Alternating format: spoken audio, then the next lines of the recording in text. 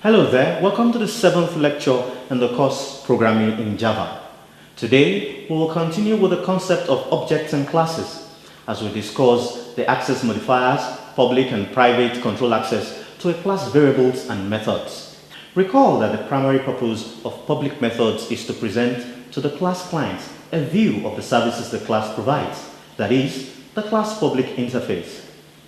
Clients need not be concerned with how the class accomplishes its tasks. For this reason, the class private variables and private methods, that is, its implementation details, are not accessible to its clients. Note that the public methods of a class are also known as the class public services or public interface. They present to the class clients a view of the services the class provides. A class private members are not accessible to its clients. Also, string class static method format is similar to method system outprint, except that format returns a formatted string rather than displaying it in a command window. All objects in Java have a toString method that returns a string representation of the object. Let us briefly talk about the set and get methods. Set methods are commonly called mutator methods because they typically change a value, while get methods are commonly called assessor methods or query methods. A predicate method, on the other hand, tests whether a condition is true or false. A class can have references to objects of other classes as members. This is called composition and is sometimes referred to as a relationship.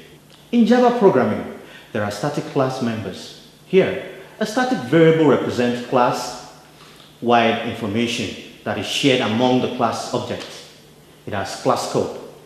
Static class members exist as soon as the class is loaded into a memory, and the class public static members can be accessed through a reference to any object of the class, or they can be accessed by qualifying the member name with a class name and a dot, which is open bracket, dot, closed bracket.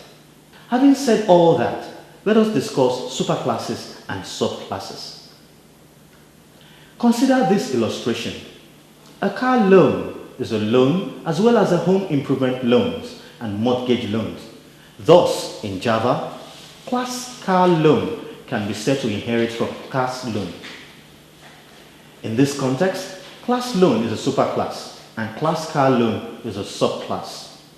A car loan is a specific type of loan, but it is incorrect to claim that every loan is a car loan. The loan could be any type of loan. Just like students consist of undergraduate, graduate students, postgraduates, among others. Students on its own is a superclass, while the least undergraduate and the rest are subclasses. Because every subclass object is an object of its superclass, and one superclass can have many subclasses. The set of objects represented by a superclass is often larger than the set of objects represented by any of its subclasses. For example, the superclass vehicle represents all vehicles, including cars, trucks, boats, bicycles, and so on. By contrast, subclass car represents a smaller, more specific subset of vehicles. Superclass and subclasses can be likened to inheritance relationships from tree-like hierarchical structures. A superclass exists in a hierarchical relationship with its subclasses. Each arrow in the hierarchy represents is a relationship. I am sure by now you understand the concept of superclass and subclasses. In lecture 8, we will examine the relationship between superclass and subclasses. I will see you by then. Bye for now.